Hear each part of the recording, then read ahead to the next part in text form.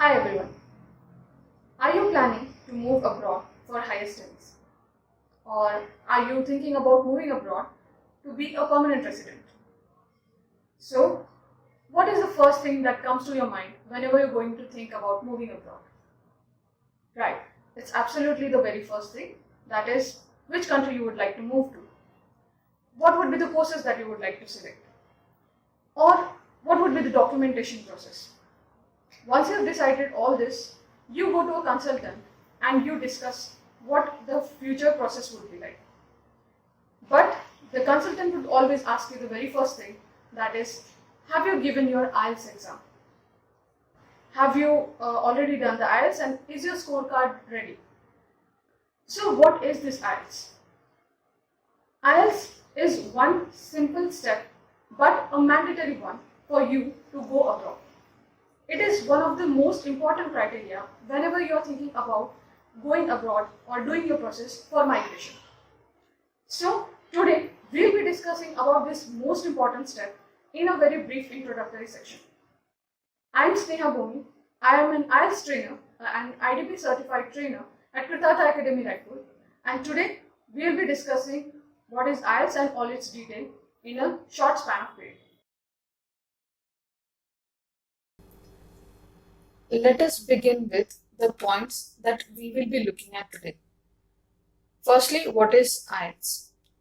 What are the different modules present in IELTS? The bands, how they are calculated, the format of the exam, and a brief introduction to the 4 modules. So, let us begin with what is IELTS.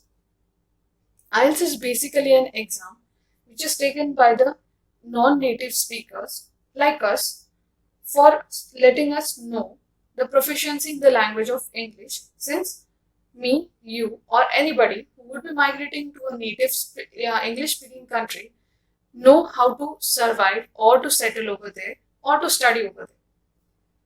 This particular course was designed by Cambridge Assessment English, which is a part of University of Cambridge, and it is conducted by 2 bodies, that is British Council and IDP Australia, right now worldwide. So why IELTS? Why this particular exam is so popular among the exam givers? The very first reason is its acceptance. This exam scorecard or this exam results are accepted by more than 9,000 plus organizations, inclusive of universities, companies, etc., all around the world in more than 140 plus countries. The major countries are UK, USA, Canada, New Zealand, Singapore, they all do accept it. There are 1,200 test centers available right now, and out of which 78 are itself present in India, both of British Council and IDP. Often students come up with this question, which particular center would be better? Of course, this is a question for something later on, but let me give you a very quick idea about it. There is no such difference. Both IDP and British Council are just the conducting bodies. They do not set the paper. Now, there are 2 different versions to this. Versions as in, there are particularly 2 different ways to which IELTS exam can be taken. One is a paper-based one, another is a computer-based. It is absolutely dependent on the candidate, which one they would like to choose. If they are completely okay with going with a pen paper-based exam, it's fine. If not, if they're at ease with using a computer, the computer-based one is also better. This brings us to the part what modules are. Modules, specifically, there are 2 types as I mentioned earlier. One is academic module and another is a general training. The academic module is taken up only by students who would be interested to study abroad. There are 48 test dates available all around the year. So you can guess that almost 4 times 1 month you will be having this exam conducted. Now for the general training part, this exam is only taken for immigration, for work or for training purposes, and the test dates are lesser as compared to the academic module. That is, only 24 test dates are available all around the year. Now there is no particular limitation to the number of times you are taking this exam, but of course you will be trying to get it attempted at the earliest, right? You won't go for like 10 or 20 times. obviously you will try the first or second attempt, and yes, it is possible that you can score the scores that you want, because it is dependent on the factor which university you would be attending to or what the requirement of your score is. Which brings us to the important factor, that is the bands, the scores. The scores actually range in between 0 to 9 with a difference of 0.5 in between each of them. So here you will see that you have 0, which is a complete non-user person, while you will have a band 9 person who might be quite proficient in it. Now, it does not mean that they don't make mistakes. Yes, the level of language obviously would be a bit better. The bands, as I mentioned, has a 0.5 of difference. So you'll have 0, 0.5, 1, 1.5, and so on. So how are they actually calculated? If you see here, a test taker A has scores like 6.5 in listening, 6.5 in reading, 5 in writing, and speaking 7. So it means that all the 4 modules, that is listening, reading, writing, and speaking, has individual scoring out of 9. And an average is taken, which gives you the final score. Now this average score is called as the overall bands that you score. For academic, the individual scores are not calculated or not considered. The overall bands are, while in general training it's completely opposite. The individual scores are given more importance. The band scores, if somebody scores a 6.25, it will be rounded to the next half, that is 6.5. And if somebody scores 6.75, 6.85, it will be rounded to the next complete band or next whole band, that is 7. So that is how how the bands are actually calculated. A very brief idea to how the bands are shown and how they are actually calculated. Of course, you'll ask me the question, what about the results? How do they look? So this results for IELTS is called as the TR, that is the test report form. The test report form for paper-based exams comes in 13 working days. While for the computer-based exam, you will get it a bit more earlier, that is 5 to 7 days. It also depends on the factor. Now, if there are any holidays or so the 13 working days or the 5 to 8 working days are supposed to be considered.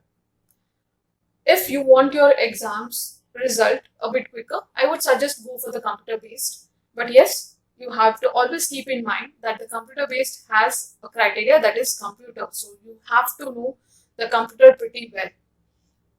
So what your TRF or your report form actually consists of? It will be having your photo, your nationality, your first language, and your date of birth. So the important document that you require is the passport. That's the only identification card that identification proof that you will require. It also has the particular module that you have taken the exam in, and the individual and the overall bands that you have scored. For academic and general training, the number of TRF copies that you get is 1 only. But for general training, in case they require it for immigration purposes, they can request for 1 more. You don't need to give your original TRF copies to anybody. You are submitting always the Xerox copy or the particular scanned copy of that particular result. It's important, absolutely important to know that your TRF or your result is valid for 2 complete years from the day you have taken your test date. So you need not give it every next month or every fortnight or maybe after every 6 months. You have 2 complete years for it to be valid. In case it expires, you have to give it again. Now, the test format. The absolute important thing, that is, I know what is IELTS, I know how the bands are scored, I know what the result would look like, but what about the test format? So the test format has, as we have mentioned quite earlier in between, there are 4 modules. It's listening, it's reading, it's writing, and speaking. Listening, reading, and writing is done on the same day in a single sitting. So it will be done in a continuous session, and the speaking exam is conducted either 5 days prior or maybe 5 days after. For this, the both conducting bodies, that is British Council as well as IDP, have given a very good benefit or have given a very good option to the candidates that they can choose which date they would like to select for speaking as well as the time slot. But yes, there is a range of dates that they'll obviously provide you. So the listening, reading, and writing module takes up around 2 hours and 45 minutes to complete. That is on the same day. and speaking will be conducted, as I mentioned, within this particular 5 days, but in 11 to 14 minutes only. So the time limit for speaking is quite less as compared to the listening, reading and writing module. But it's of absolute importance that you pass on all those, you complete all these 4 modules and succeed in each one of them individually as well. Here comes the most awaited point in the whole session, the modules. So, what are the 4 modules? They are listening, they are reading, they are writing and speaking. You always start your exam with the listening module. What does the listening module has? It has an audio clip which you will be listening to for 30 minutes. This audio clip runs only once, so it's of absolute importance that you have to focus yourself when you're listening to the whole conversation. There are 4 sections. It means that there will be 4 different conversations and there will be 40 questions that you have to attempt. Now, there are 10 minutes extra that are given for you to transfer the answer on the answer sheet. Also, it is of utmost importance to know that these 10 minutes are only allocated in the pen paper based exam and that won't be given in the computer based exam. So this may be also the reason why so many people opt out for the pen paper rather than they go for the computer based. Again, as I mentioned, yes, it absolutely depends on your use of computer. If you're happy to use a computer, it's absolutely fine. The band for listening is calculated on the factor that the number of questions a candidate would be attempting. Also, this particular listening module is common for both the academic and the general training module. It won't be different. They both will be taking the same listening exam. The next module in succession is the reading module. The reading module has 60 minutes allocated to it and there are 3 sections which has 40 questions to be solved. There is no extra time for you to transfer the answers. So as soon as you read the particular question, you find the answer, you just write it on the answer sheet without any delay. Reading module is different for the general and the academic candidate. They will be having differences on the basis of the articles that they have in their exams. Academic candidate will have articles which are more academic inclined or may have articles from scientific journals, from newspapers or even from topics of history and social sciences, etc. The academic candidate has a different band score as well according to it. The general training candidate has articles which are based on everyday activity or everyday life activity, which is like an event that is organized, an interview that is given, or maybe regarding a job or a training schedule, etc. As I mentioned prior, the academic and the general both have different band scores based on what type of articles they have or the complexity of the articles that they have individually. The general training candidate may attempt 32 to 33 questions and get 6.5 bands, but an academic candidate may attempt just 26 to 29 questions and still have the same bands. This is because of the complexity, as I mentioned earlier, in their articles. So the scoring is quite lenient for the academic candidate as compared to the general training candidate. The next module and the final module on that particular day is the writing module. The time allocated is 60 minutes. There are 2 tasks to be attempted, but as similar to the reading, it is different for both the academic and the general training candidate. The difference is in the tasks that are attempted. Task 2, that is the essay writing, is common for both of them, but task 1 is different for academic since they'll be writing a report, and it is different for the general training candidate since they'll be writing a letter. The difference may be due to the factor regarding their purpose actually. Like an academic candidate would be obviously moving to university or college, so in consideration they'll be writing a report, while a general training candidate would be obviously going for migration, for work and training. So letter writing is something more beneficial for them. That must be the reason why they have these 2 different tasks types for task 1. The task 2, though they have essay writing, which is common for both of them, still the way those questions will be framed is quite different. Academic candidates would have the questions a bit more complex as compared to the general training candidate. The time limitation for task 1 is 20 minutes, which is common for both of them, and for essay writing it is 40 minutes, which is again common for both of them.